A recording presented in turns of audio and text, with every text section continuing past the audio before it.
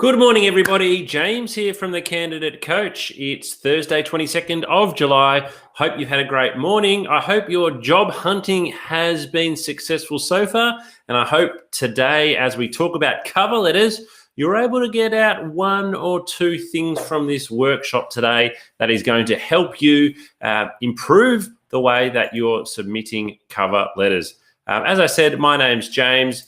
Our workshop today is going to go for about 30 minutes. We're coming to you live via our YouTube channel. And if you're watching on one of our Candidate Coach partner sites, you should be able to interact with us and ask me any questions that you like via our chat functions. So let's get stuck in. A little bit about me before we begin, just so you know who I am as your presenter. I'm a director at Smart Recruitment, where I've been since 2015. 2005, not 15. 15 years I've been there, coming up to 16. In that time, I've personally conducted over 3,000 interviews. It could be as high as 5,000, I was thinking the other day, and well over 600 group assessments. At Smart, we have a focus on recruiting roles where soft skills and interview behaviours and things like that are key, including having a great cover letter. And we launched the Candidate Coach in 2019, December 2019. So the platform that we're talking on today has been around for about 18 months now. So let's get into cover letters. So I've got a question, and I would love you to type your answer into the comments box. Are you submitting a cover letter with every job application? When you make an application, are you putting your cover letter for every single job? Type your answer into the comments box there. Let me know whether you are doing this or not. And while you're doing that, I've got a follow-up question. Are you tailoring each and every cover letter to make it specific to each vacancy?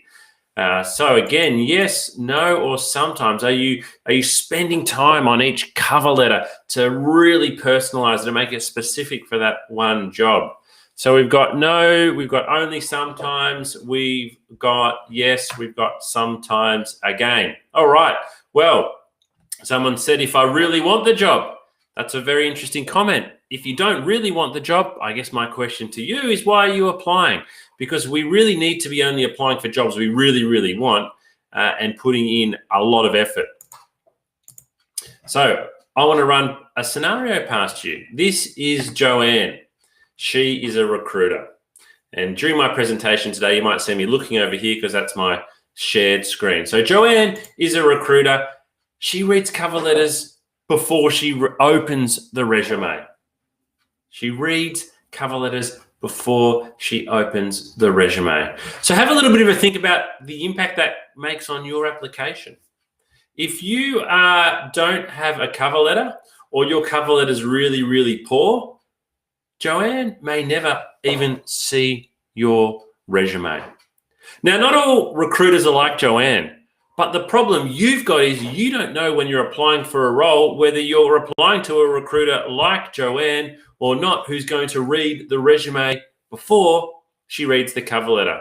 So if you're not submitting a cover letter, or your cover letter is really poor and it's not specific to that particular role, doesn't matter how good your resume is, Joanne might not look at it at all. So let's keep that in mind as we go along today. My view from the Candidate Coach is you must submit a cover letter. Whoops, gone too fast there. You must submit a cover letter for every job, because you can only do one of two things as a job seeker. You can only submit a resume, and you can only submit a cover letter. So why would you pass? Why would you pass on submitting one of those two things? I know some people like to say it's 2021, cover letters are dead, they're not relevant anymore. But I think that is just a really, it's a really old school view. It's probably a lazy view. Yes, there are some recruiters who don't read resumes. I'm not going to lie. There's many recruiters who don't read resumes, but you don't know whether you're applying to one of those recruiters or not. So unless a recruiter has said, don't worry about your cover letter, I never read them, you must submit a cover letter. So What should your answers be? Are you submitting a cover letter to every application? The answer must be yes. And are you tailoring each and every cover letter to make it specific to that vacancy? The answer must be yes. This is what you must do in a competitive process to land the job. All right, so now that we've established that, how do we actually write a really good cover letter? I'm going to give you a great formula today that's easy to replicate and change for each job. So a really great formula that you can write within 10 minutes. So once you've written your first cover letter using the Candidate Coach's formula, you can tailor your cover letter for every single job in under 10 minutes. So a lot of people ask, what's the difference? What's the difference, coach, between a resume and a cover letter? Well, a cover letter is different language. Think about writing a letter. When you write a letter, not that we write letters very often anymore in 2021, even if you write an email, you personalize it. That letter is going to a person or it's going to an organization. So you write it in different language. You are addressing it to someone. You're expecting somebody to read it. We must research the company and the position and include, this is the key line here, include that information in your cover letter. So I get lots of cover letters. I get hundreds. I will get tens of thousands of cover letters this year. Some of them will say, dear sir. Some of them will say, dear sir or madam. Some of them will say, to whom it may concern. In every single one of my own advertisements, I have my name. So if someone's not using my name, dear James, occasionally dear Mr. Whitcomb, I don't really like to be called that, but if somebody's used my name, I can see that they've put in some effort there. The effort needs to continue to, if it just says, dear James, please find attached my resume for the sales manager role at Smart Recruitment, straight away I'm thinking tick, tick, tick. That person has done at least the minimum level of research and included my name, the job title, and the company name as well.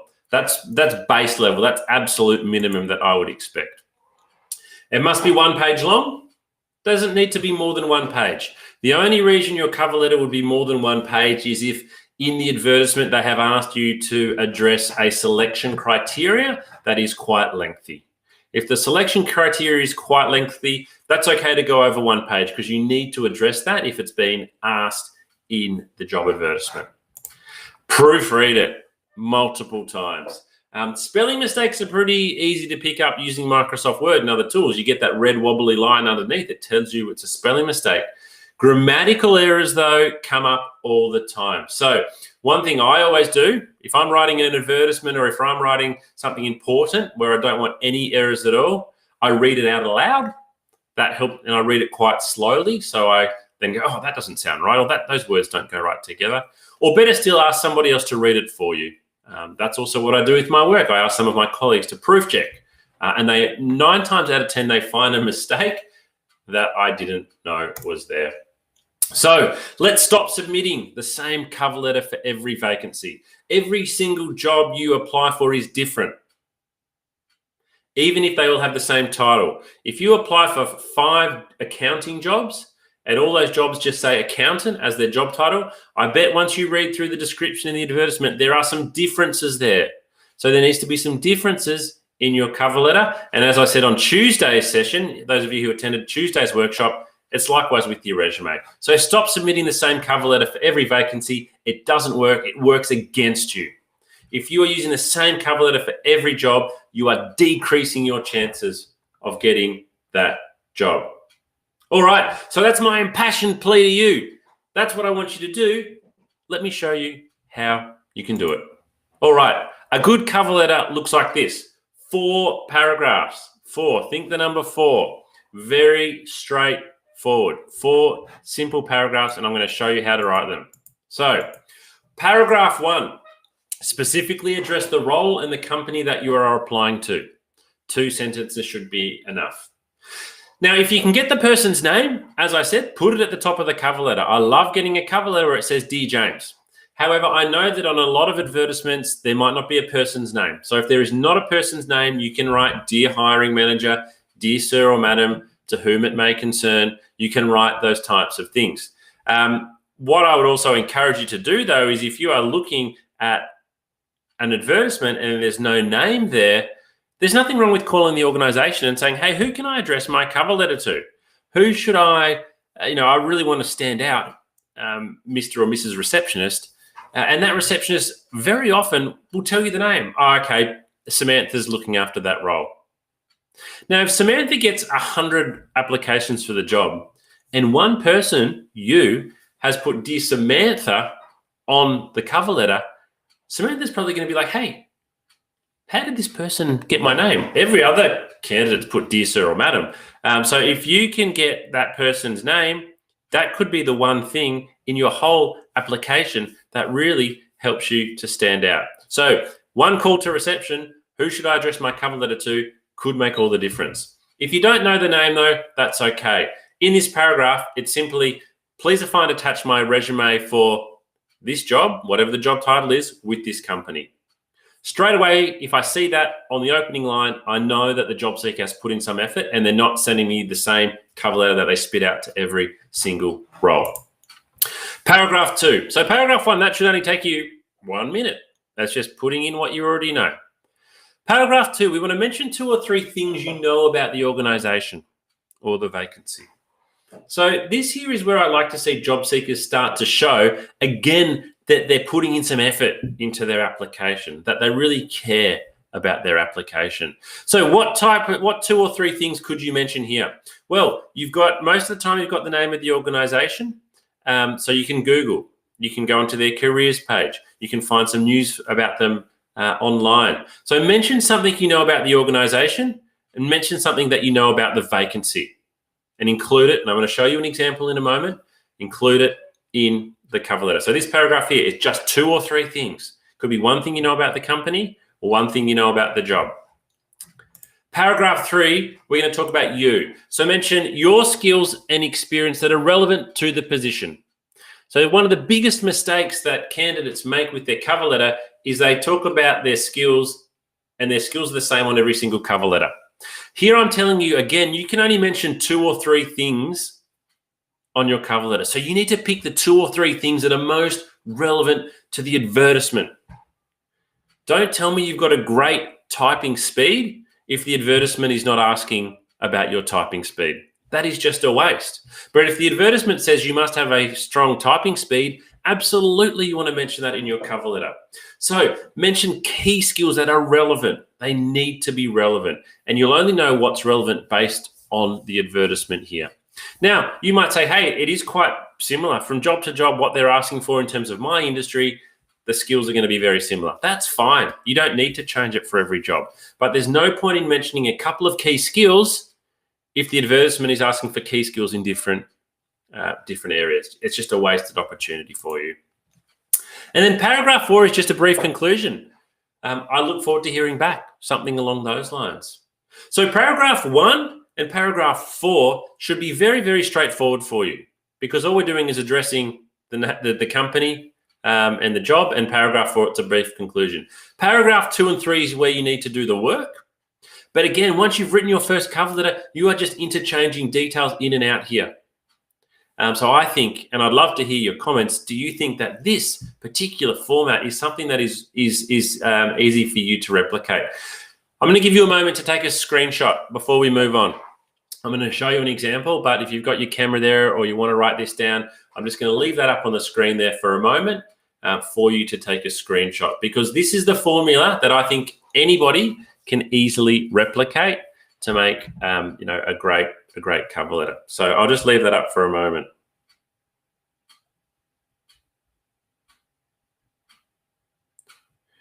All right, now let me show you what it actually looks like.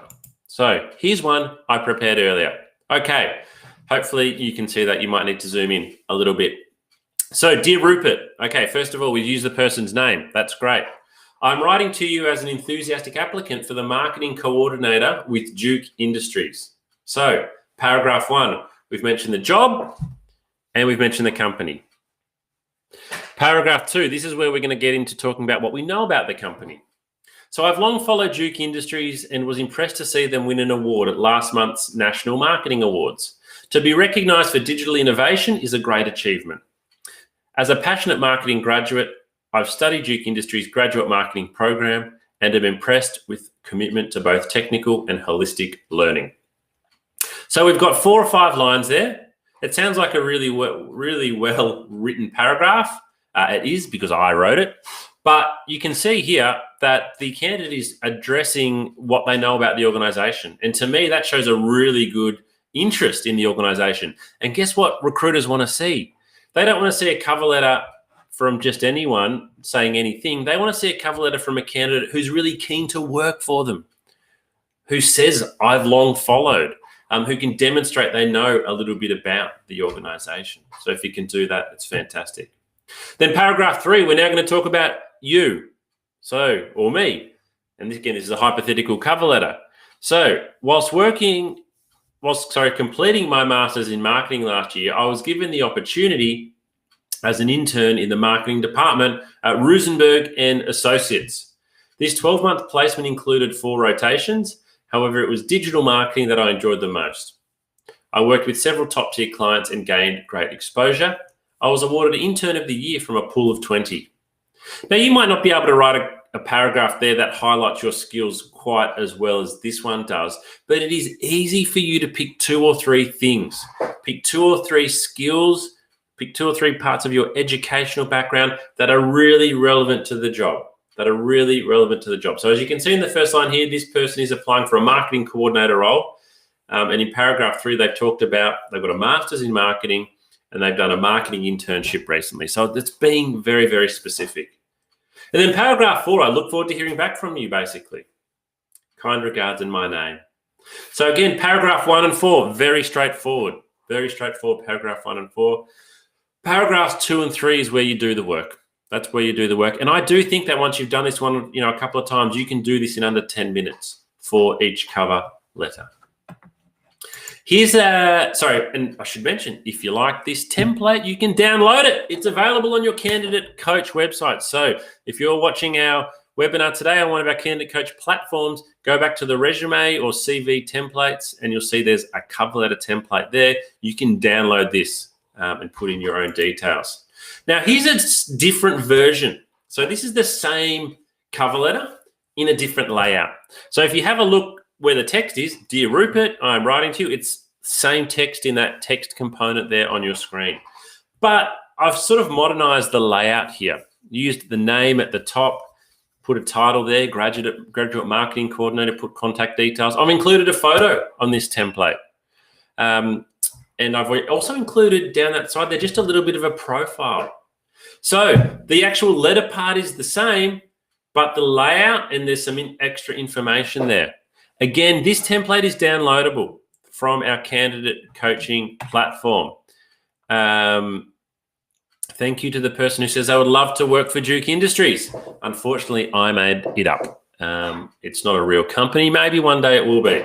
But you can download this template as well from your candidate coaching platform. Whether you like the first one, whether you like the second one, it's your personal brand. It's up to you. You need to choose which one is more comfortable. So if you want to receive more cover letter tips, go back to your candidate coaching platform and watch episode 7. In episode 7, you will hear from myself and 5 other recruiters who will give you their opinions on what they like in cover letters. So 5 or 6 recruiters from different organizations talking about the importance and how you can write a great cover letter. Go and watch that video and go and watch the other videos on the candidate coaching platform. If you're still, that slide's in the wrong order. So still wanting more assistance overall, back on your candidate coaching platform, you've got 12 episodes, so 12 coaching videos that you can go and watch from all the way through the recruitment process. So we started off with the importance of attitude and mindset. We then get into resume and cover letter writing. We then get into interview preparation, how to resign, how to negotiate salaries, how to prepare for video interviews, and so on. We've also got, as I mentioned, those resume and cover letter templates that you can download. We've got interview questions. So go and download interview questions specific to your industry to help you prepare for work. We've got practice tests that you can take. We've also got checklists. We've got articles, advice for executive job seekers. And on this page, every week, we're running 2 live workshops. So where you're watching today, be back here next week. all this is for free. So next week on Tuesday, we're going to talk about LinkedIn preparation. So if you're not sure whether or not your LinkedIn profile is good enough, or even more importantly, if you want to optimize your LinkedIn profile, I'm going to give you some tips and tricks, particularly for when you're looking for work, that can really help your LinkedIn profile to stand out. And then next Thursday, we're going to talk about how to stand out at interview. So thank you for attending today. I would love for you to provide me with some particular feedback. I'm going to copy and paste this link into the chat box now. Please spend 2 minutes just completing this quick survey. One of the things I asked for in this survey is, what else would you like to know about? So I'm about to release our August coaching workshops. We'll be running 8 workshops across August. I would love to hear from you. What other topics would you like the candidate coach to run workshops on? So please take 2 minutes to complete that survey for me. And I've copied and pasted and dropped that link into the chat box. So now's the time for any other questions. If you have got any questions that you would like to ask me, I'm happy to answer any questions related to cover letters, or I'm also happy to answer questions that are not related to cover letters. So it might be a question about your resume, interview prep, anything along those lines. So I'm just going to pause for a moment because we have about a 20-second lag with the chat. If you've got a question, please pop it into the chat box now.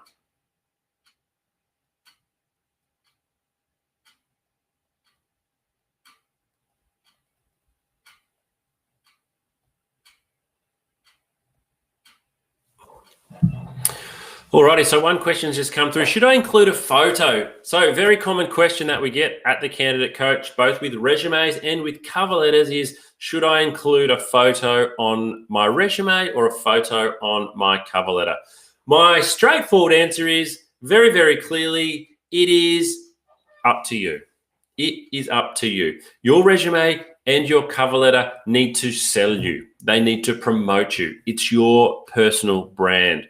So you need to decide whether adding a photo to your resume and your cover letter is going to help you land a job. And you also need to decide whether it's something you're comfortable with. So once you put a photo on your resume, you are going to be judged on your appearance and how you look.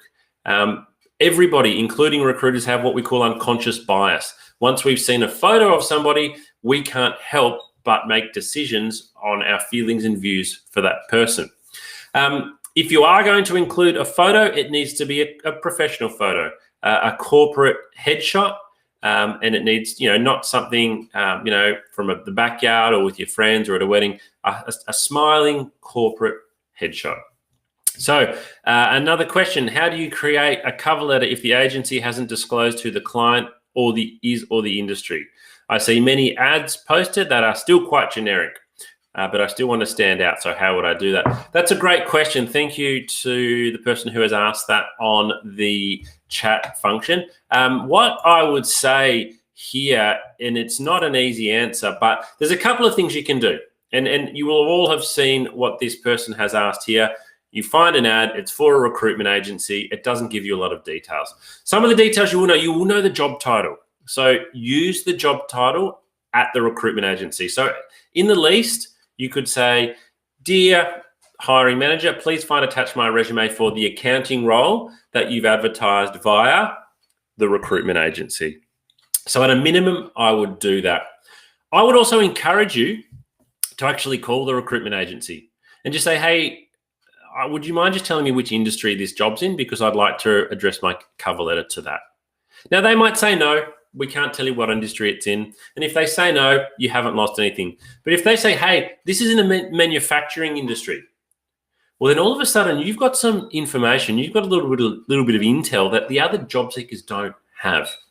And you can go away and then you can write in paragraph 2, I think it was 2, what you know about the manufacturing industry. And you might not know a lot about it, but at least you can talk about it there. So pick up the phone and make a quick call. If you get no, then just go back and address the person or dear hiring manager, the job title, and the name of the agency.